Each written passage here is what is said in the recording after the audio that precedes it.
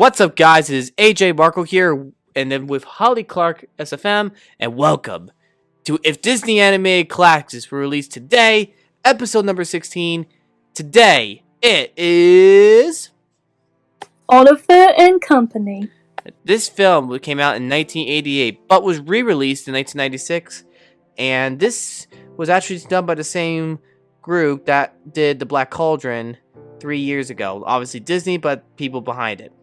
So, as you guys could guess, Oliver and Company is solely based off the book Oliver Twist by Charles Dickens, but, Disney Disneyfying it, once again, has a successful attempt of Disneyfying this one. Let's go to the very beginning. Holly? Yeah. So, it all starts when there are a box of kittens, which takes place in New York. Each kitten gets adopted, except for the ginger one, because on one stormy night, the box, due to too much rain, the kitten unfortunately had to escape from the box because it was going down the drain. And so the ginger tabby kitten went to go and look for some safety and somewhere to sleep. And the next morning, that's when he tries to get food, but then it doesn't really go so well, and he meets this riff-raff mutt Mongol dog by the name of Dodger. Just like the novel, Oliver does meet the Artful Dodger, which tells us that the kitten will probably be named Oliver. Am I getting that right, honey? Yes. Alright. So, they agreed to work together to get food, but kind of like Vader in Empire Strikes Back, the Dodger altered the deal and got all the hot dogs. Yeah, and also, I will say that Dodger is a Mongol, yes, but he's actually, I believe, a Jack Russell as well. Comment below if you agree, and also comment below some of your favorite dog breeds. There are a lot of dogs in this one. Like Lady and the Tramp, there was quite a few dog breeds, but in Oliver and Company, there were also a lot of dog breeds. So just keep an eye on for that. And anyway, the kitten, which is obviously going to be Oliver, chases Dodger all over and bumps into a gang of poverty-stricken dogs, which have again breeds like Tito da Chihuahua, Einstein the Great Dane, Rita da Saluki, and Francis the Bulldog. Although the dogs were startled, they never harm him. And when the person that owned the dogs was the man named Fagin. Fagin is again an Oliver named character from Charles Dickens. Oliver Twist named character. But the difference is, though, this Fagin is actually not a head of a criminal gang. That's going to be saved in a little bit. Yeah. So, unfortunately, Fagin and his little band members of his dogs seem to have quite a bit of trouble ahead of them because, unfortunately, not only do they live in a little boat area with no money in it and having to find loot in a way, not just for themselves to survive, but also a boss as well, a criminal loan shark by the name of Sykes, with his two Doberman dogs, Desado and Bosco. Yep. And he gave an ultimatum to repay the money that he owed to him or suffer violence and possibly even death. Okay, that's a good way to start a rated G movie. Disney threatening people. That's really nice. That's really nice. Yeah, threatening people. You can keep your G rated. Okay, you guys know I'm being sarcastic, but like I've said before, any of the Disney animated classics we've done have all been PG and up, with two of them being an R rating, which very, very dark.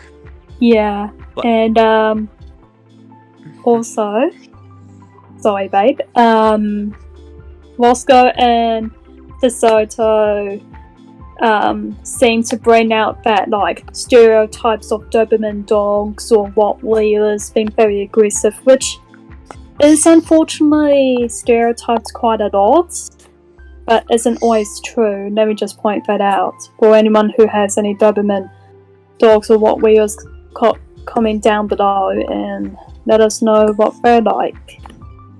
Anyway, one of them, DeSoto, sniffs out the ginger tabby cat, and the kitten scratches DeSoto on the nose, which causes the two dogs to get very angry. That's when the gang dogs go and protect him, and Ethan tell them to back off.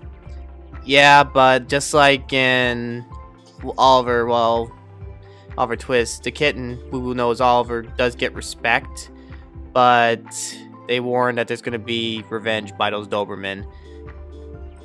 The next day, the gang decides to work on their first, obviously mission to get Steel and get more and get away with, getting more petty theft to pay off debts. But just like in the novel Oliver Twist, it doesn't go right. And what ends up happening is the limousine, which had a rich family known as the Foxworth family, doesn't go well, and the kitten is taken in by the child known as Jenny. Well, that's when we know the kitten, Oliver, makes himself at home at the new house.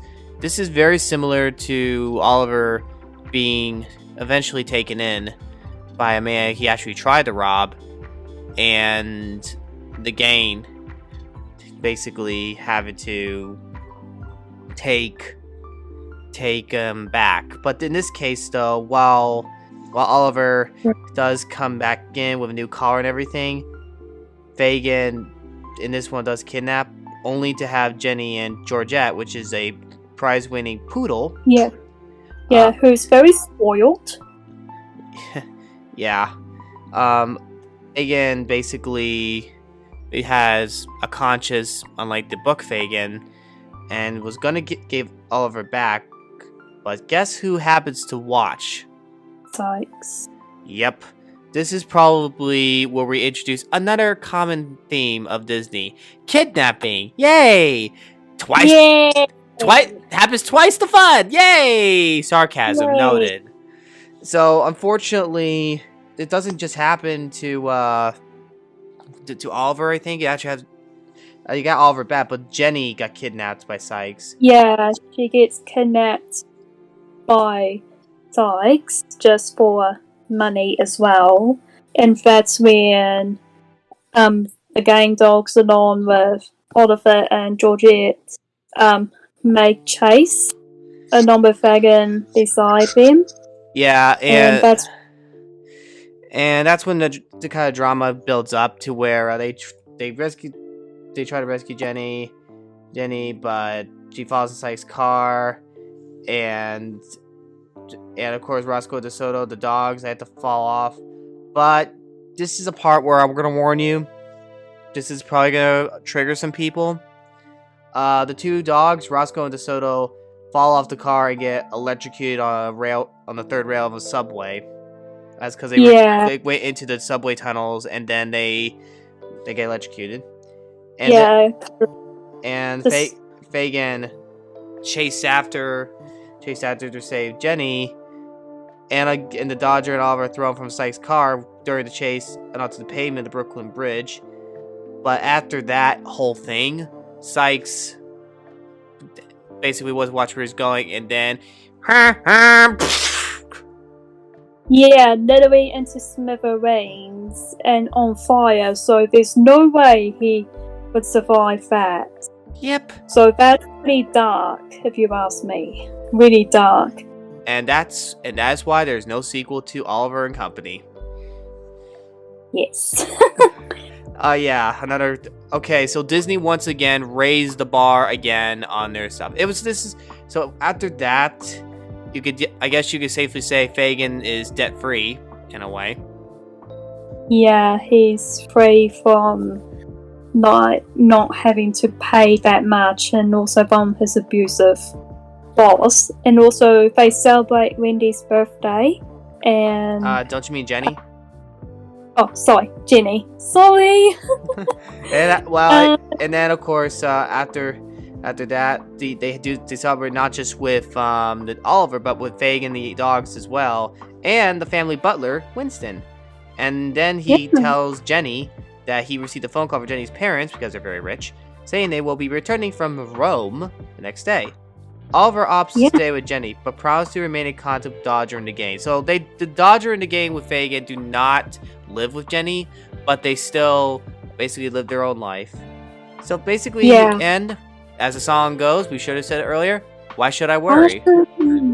Why should I worry? Copyright.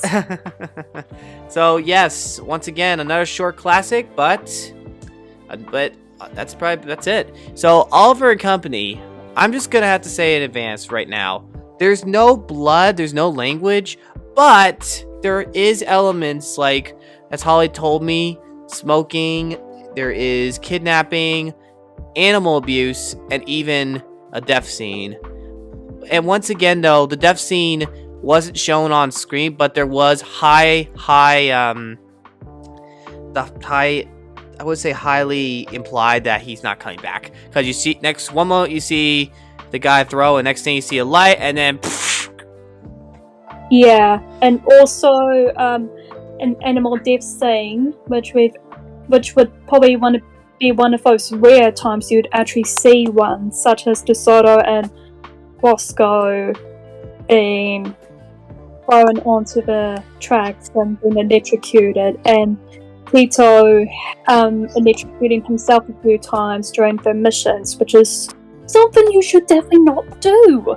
Yeah, I mean, people joke about electrocution in cartoons, but in reality, you could actually die from getting electrocuted to the rail. So, honey, based on what we talked about, what would you rate Oliver and Company?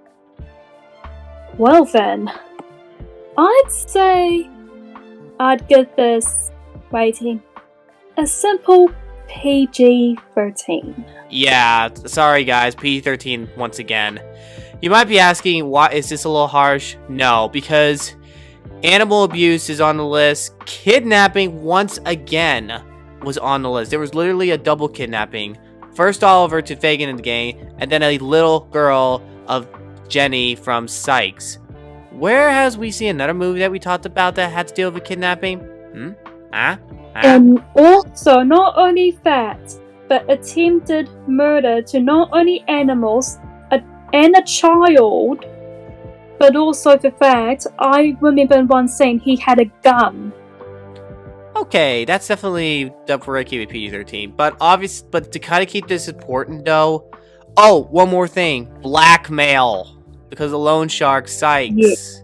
Yeah, we're definitely keeping the PG-13. It's not R. Some people would think R because of the blackmail and everything, and that's not something kids should watch.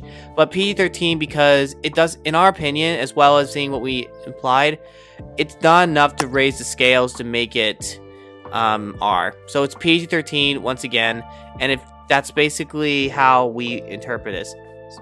So. Before I end this, I want to say the first episode, Robin Hood, the Robin Hood episode, got almost 500 views. That's awesome. Yes, so thank you everyone to those who have watched it and who have liked the series so far. It really means to both of us, especially Aaron. Yeah, and also Holly uploaded again. She released a new SFM video, so be sure to check out her channel on that. And so help her hit 6,000 subscribers. And also, guys, help me get to 10,000 subscribers in the future as well. And thank you guys for the support on not just this series, but also my other series on my channel as well. Be sure to check out my merch, and also check out Holly's channel. Like I said, she's actually the one that designed the logo. And I'll see you guys in the next video. God bless, you rock, don't forget it. Be unique and be creative. Have a good day, everyone.